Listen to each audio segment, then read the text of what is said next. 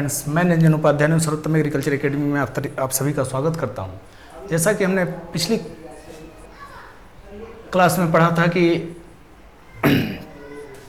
इसके पहले हमने बात कर लिया था कि हम उर्वरक पढ़ेंगे, उससे रिलेटेड कुछ बातें करेंगे, खाद भी पढ़ेंगे। तो पहले हम लोग उर्वरक पढ़ लेते हैं और तो देखते हैं पहले फर्टिलाइजर होता क्या है वो हम देख लें। फर्टिलाइजर ये सिंथेटिक मटेरियल होता है। This is the synthetic material. ये किसी कंपनी में तैयार किया जाता है सिंथेटिक रूप से, और इसमें एक या दो तत्व या तीन तत्व, मतलब तत्वों की मात्रा बहुत ज्यादा नहीं होती है। एक या मोर देन मतलब वन और मोर देन वन एलिमेंट्स होते हैं और उनकी क्वांटिटी ज्यादा होती है। वो प्रोपोर्शन के हिसाब से फाउंड इन लार्ज प्रोपोर्शन, जो उसमें जैसे अगर नाइट्रोजन है तो भी लार्ज प्रोपोर्शन में है, नाइट्रोजन फास्फोरस है तो लार्ज प्रोपोर्शन में है, पोटेशियम एनपीके है तो लार्ज प्रोपोर्शन में है। लेकिन ये चीज आपकी खाद में लागू नहीं होती। खाद में, जिसे हम मैन्योर के रूप में जानते हैं, उसमें नंबर ऑफ न्यूट्रिएंट्स रहेंगे बहुत ज्यादा, जिसे कंप्लीट फूड भी कहा जाता है, इसलिए उसे प्लांट के लिए कंप्लीट फूड कहा जाता है खाद को। लेकिन इसे हम कंप्लीट फूड नहीं कहते हैं फर्टिलाइजर को। फर्टिलाइजर में एक या दो या तीन तत्व बहुत अधिक मात्रा में, मतलब लार्ज प्रोपोर्शन में पाए जाते हैं और ये सिंथेटिक रूप से किसी कंपनी कारखानों में बनाया जाता है। फर्टिलाइजर की परिभाषा हो गई। और खाद के अंतर्गत ये नहीं है। खाद में लगभग सभी तत्व पाए जाते हैं, लेकिन उनकी प्रोपोर्शन बहुत कम होता है, वो प्रोपोर्शन के हिसाब से कम होते हैं। क्लियर? अब इसका क्लासिफिकेशन किया गया है फर्टिलाइजर। सुनते रहेंगे और चीजों को नोट करते रहेंगे अपना। अब स्ट्रेट फर्टिलाइजर क्या है? सीधा उर्वरक कहते हैं, सीधा। अब स्ट्रेट फर्टिलाइजर किसे कहेंगे, इसको थोड़ा देख लेंगे।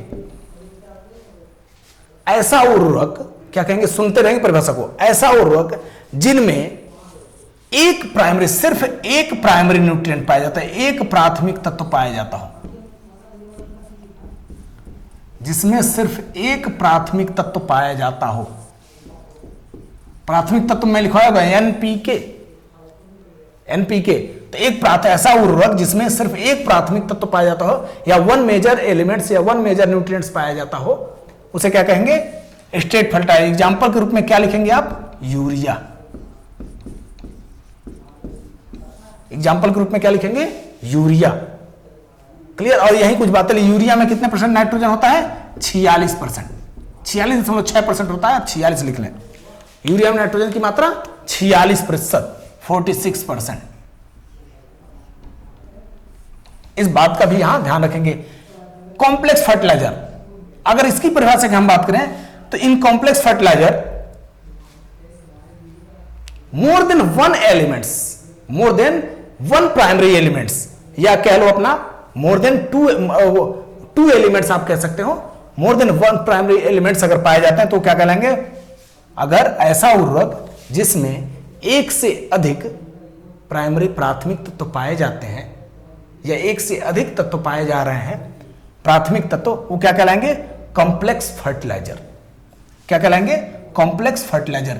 एग्जाम्पल के रूप में लिखेंगे डीएपी। एक से अधिक की बात, यहां सिर्फ एक बात हो रही है और इसमें एक से अधिक की बात हो रही है। जैसे डीएपी में दो तत्व हैं आपके। क्लियर? तो DAP, di ammonium phosphate. DAP का full form di ammonium phosphate. इसमें 18% नाइट्रोजन और 46% फास्फोरस होता है। इसमें 18% नाइट्रोजन और 46% फास्फोरस होता है। किसमें? डीएपी में। अब बात होती है कंप्लीट फर्टिलाइजर्स। ऐसा उर्वरक जिसमें तीनों प्राथमिक तत्व, तीनों प्राइमरी एलिमेंट्स लाइक एनपीके, तीनों प्राथमिक तत्व पाए जाते हों। ऐसा उर्वरक जिसमें तीनों प्राथमिक तत्व पाए जाते हों, उसे क्या कहेंगे? Complete fertiliser. एग्जाम्पल के रूप में क्या है? एनपीके। एनपीके के कई सारे रेशियो चलते हैं। 19-19-19 का भी आता है, 12-32-16 का भी आता है। तो ये 12-32-16 सबसे ज्यादा फेमस है। ऐसा एनपीके कंपनी अपने अपने हिसाब से बनाती है। तो ऐसा उर्वरक जिसमें 12-32-16 का अनुपात है एनपीके का, वो अपने आप में कंप्लीट फर्टिलाइजर है। कंप्लीट फर्टिलाइजर पर वैसा क्या हुई? ऐसा उर्वरक जिसमें एनपीके का एनपीके तीनों प्राथमिक तत्व, मतलब तीनों प्राथमिक तत्व पाए जाते हो, क्या कहलाएंगे? कंप्लीट फर्टिलाइजर कहलाएंगे। एग्जाम्पल के तौर पे हम क्या कहेंगे? एनपीके। और सबसे ज्यादा एनपीके फेमस कौन सा है मार्केट में? 12, 32, 16। तो मार्केट का भी थोड़ा ध्यान रखेंगे कि एग्रीकल्चर जो है मार्केट पे ही डिपेंड करता है। अब बात आती है लो एनालिसिस, मतलब कम विश्लेषित फर्टिलाइजर। लो एनालिसिस या कम विश्लेषित फर्टिलाइजर, तो इसकी अगर हम बात कर लें तो ऐसा तत्व जिसमें ऐसा उर्वरक जिसमें 25% से कम, ध्यान रखें, ध्यान से सुनेंगे सबको, ऐसा उर्वरक जिसमें 25% से कम प्राइमरी न्यूट्रिएंट पाया जाता है। प्राइमरी न्यूट्रिएंट का मतलब एनपीके में से कोई भी ऐसा उर्वरक या ऐसा फर्टिलाइजर जिसमें 25% से कम प्राथमिक तत्व पाया जाता हो, उसे क्या कहेंगे?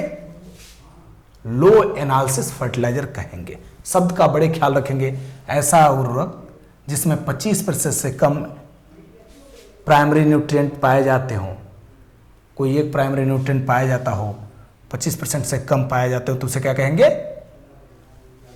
लो एनालिसिस फर्टिलाइजर। एग्जाम्पल के तौर पे SSP, single super phosphate. SSP में सल्फर की मात्रा कितनी होती है? 12.5%। और फास्फोरस की मात्रा होती है आपका 16%। फास्फोरस की मात्रा कितनी होती है? 16%। फास्फोरस की मात्रा कितनी होती है? 16%। क्लियर? तो इस बात का ध्यान रखेंगे, सल्फर की मात्रा 12.5% और फास्फोरस की मात्रा 16%। सिंगल सुपर फास्फेट में यह मात्रा होती है। क्लियर होगी बात है? अब बात आती है हाई एनालिसिस फर्टिलाइजर। एक शब्द लिखा है यहां, हाई एनालिसिस फर्टिलाइजर। इसको भी देख लेते हैं हम यहीं। ये मात्रा भी आप लिख लेंगे बेटा ध्यान से। अब हाई एनालिसिस फर्टिलाइजर में अगर हम बात करें,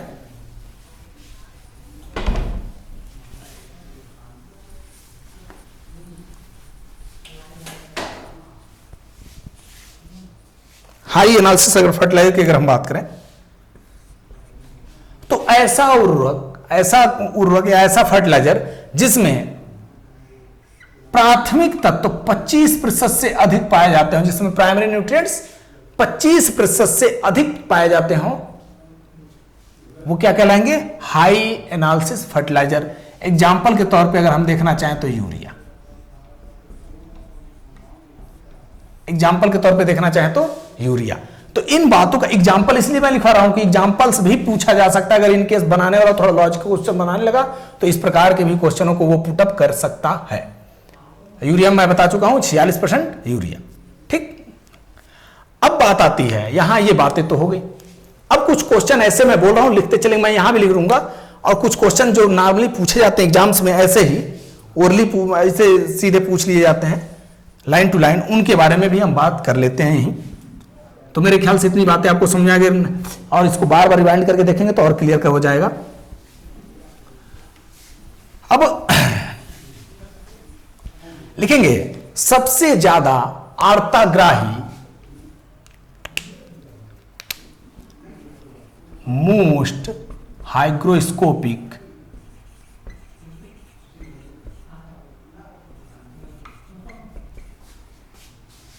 फर्टिलाइजर।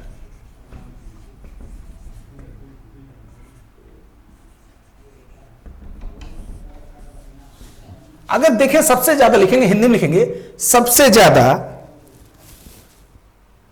आर्द्रताग्राही फर्टिलाइजर कौन सा है? सबसे ज्यादा आर्द्रताग्राही फर्टिलाइजर कौन सा है? तो वो है आपका अमोनियम नाइट्रेट। वो क्या है? Ammonium nitrate.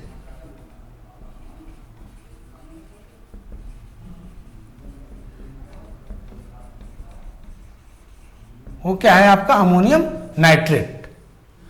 अब बात आ गई अमोनियम नाइट्रेट में नाइट्रोजन की मात्रा, तो ध्यान रखेंगे 33%। अमोनियम नाइट्रेट में नाइट्रोजन की मात्रा 33%, इस बात का भी ध्यान रखेंगे। इसे एक शब्द वहीं भी लिख लेंगे, इसे विस्फोटक उर्वरक भी कहते हैं। सबसे ज्यादा आर्ताग्राही भी होता है, 33% नाइट्रोजन भी है, और इसे विस्फोटक उर्वरक, एक्सप्लोसिव।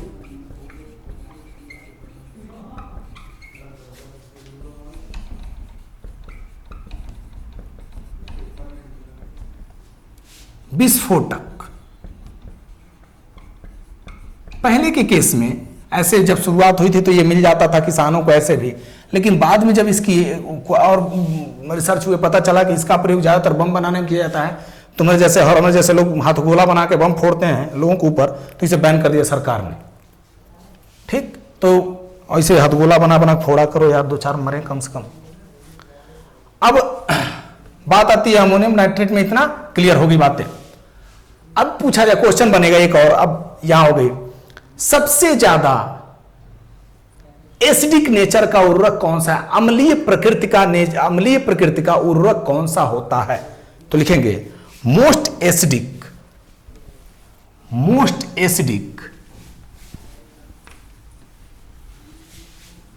मैं इक्विवेलेंट एसिडिटी की भी बात कर लेंगे, लेकिन वो एग्जाम के पॉइंट ऑफ व्यू से चलो बात कर लेंगे, देखेंगे। तो पहले जो इंपॉर्टेंट है उनको देख लेते हैं, वो भी अपने हिसाब में ठीक ही हैं, तो लेकिन जो जरूरत है उनको पहले देख लेते हैं। तो मैं बात कर रहा था मोस्ट एसिडिक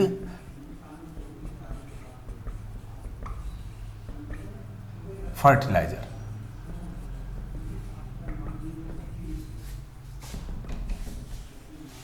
सबसे ज्यादा अम्लीय उर्वरक, तो लिखेंगे एनहाइड्रस अमोनिया।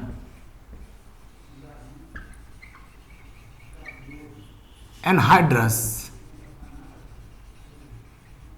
अमोनिया, हिंदी में ऐसे देवनागरी लिपि में लिख लिया करें, एनहाइड्रस अमोनिया।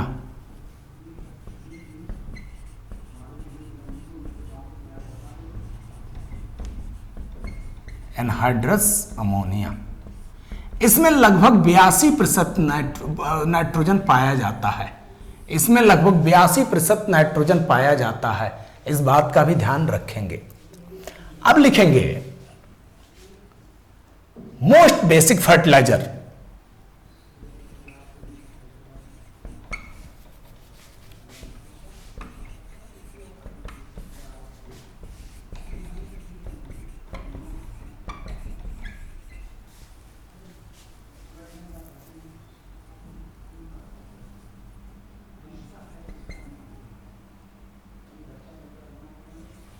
मोस्ट बेसिक लिख लो, मोस्ट बेसिक फर्टिलाइजर मतलब सबसे ज्यादा क्षारीय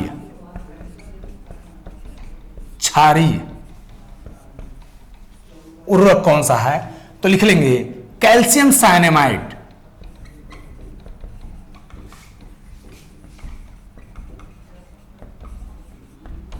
कैल्शियम साइनेमाइड,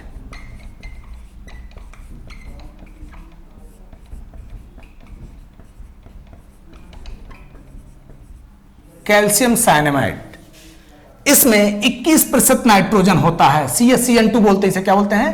CaCN2। इसमें 21% नाइट्रोजन होता है। कितना परसेंट नाइट्रोजन होता है? 21% नाइट्रोजन होता है। क्लियर होगी बातें? तो सबसे ज्यादा मैं अम्लीय बता दिया एनहाइड्रस अमोनिया, सबसे ज्यादा क्षारीय बता दिया कैल्शियम साइनेमाइड। अगर कैल्शियम साइनेमाइड नहीं दिया होगा तो आप लिख देंगे सोडियम नाइट्रेट। क्लियर हो गई बातें? हाँ। अब लेकिन कैल्शियम साइनेमाइड ऑप्शन में रहेगा, नहीं रहेगा तो सोडियम नाइट्रेट। तो इन चीजों का हमने 3 पॉइंट और बता दी, इनको भी ध्यान रखेंगे। उसमें परसेंटेज हमने बता दिया, अब कुछ परसेंटेज मैं सीधे बता रहे हैं, उनको भी याद रखते रहेंगे। तो लिखेंगे, पहला एक पॉइंट लिखेंगे, एमाइड उर्वरक किसे कहते हैं? एमाइड उर्वरक, इनको आप, मैं साफ कर रहा हूं, इनको आप देख लेंगे भी लेंगे। एमाइड उर्वरक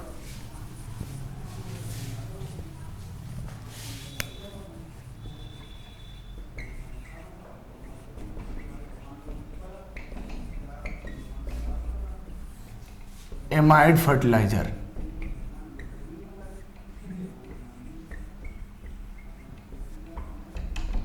एमाइड उर्वरक। एमाइड उर्वरक में क्या क्या है? यूरिया है, और कैल्शियम साइनामाइड है। पूछे निम्न में से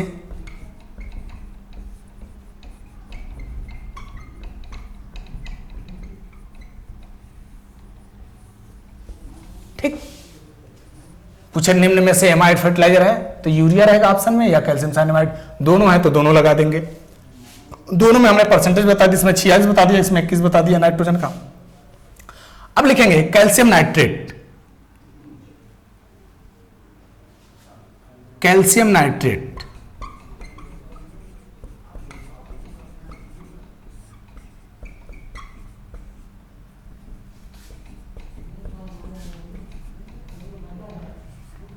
कैल्शियम नाइट्रेट में नाइट्रोजन की मात्रा जो लिखेंगे वो लिखेंगे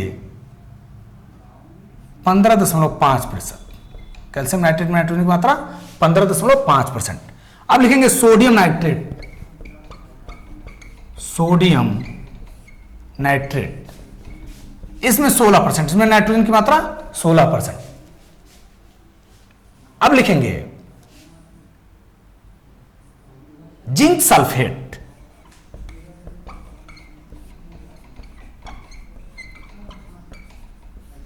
जिंक सल्फेट में 36% जिंक होता है।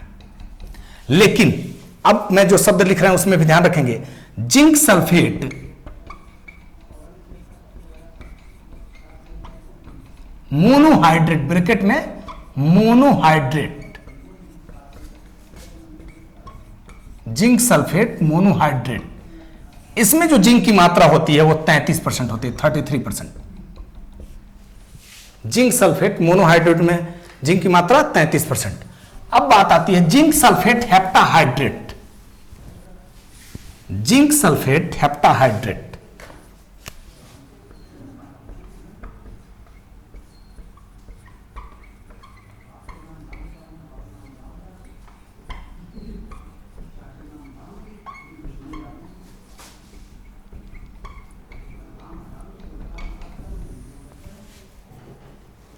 जिंक सल्फेट हेप्टाहाइड्रेट, इसमें 21% जिंक होता है। कितना परसेंट जिंक होता है? 21% जिंक होता है जिंक सल्फेट हेप्टाहाइड्रेट में, 21% जिंक होता है। अब लिखेंगे स्टिम्ड बोन मिल, वाष्पित हड्डी की खाद,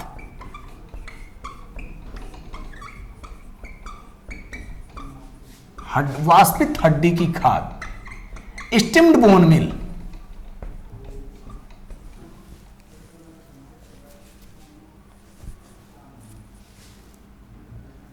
इसमें लिख लेंगे 1 से 2% नाइट्रोजन और 25 से 30% फास्फोरस। लिखेंगे रा बोन मील, कच्चे हड्डी की खाद, रा बोन मील, RAW, रा बोन मील, कच्चे हड्डी की खाद, 3 से 4% नाइट्रोजन और आपका 20 से 25% फास्फोरस। अब लिखेंगे ammonium sulphate, ammonium sulphate,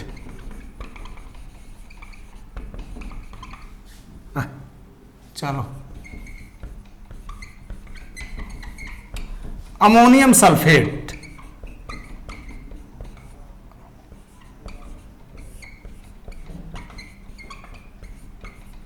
ammonium sulphate, इसमें 20.5% नाइट्रोजन और आपका 24.3 या 24% को 24 ही लिख लें, सीधे पॉइंट में इधर उधर रहता है। 24% आपका सल्फर, 24% सल्फर, 20.5% नाइट्रोजन। अब लिखेंगे जिप्सम, CaSO4 × 2H2O, सबको पता होगा जहां तक मुझे उम्मीद है। इसमें 18.5% सल्फर, सॉरी 18.5% सल्फर और 29.2% कैल्शियम। अभी कई जगह 24 के आसपास लिखा मिलता है कैल्शियम, वो किस केस में लिखा मिलता है कोनो दिन बात हो जाएगी सब। तो 29.2% कैल्शियम। अब लिखेंगे पोटेशियम नाइट्रेट, पोटेशियम नाइट्रेट, एक पॉइंट और लिखवा दें हम पोटेशियम नाइट्रेट, फिर बाकी कुछ बचे रहेंगी तो हम लोग कल देख लेंगे। फिर पोटेशियम क्लोराइड बहुत सारे हैं अभी, तो चलो पोटेशियम नाइट्रेट पर लिख लें। Potassium nitrate,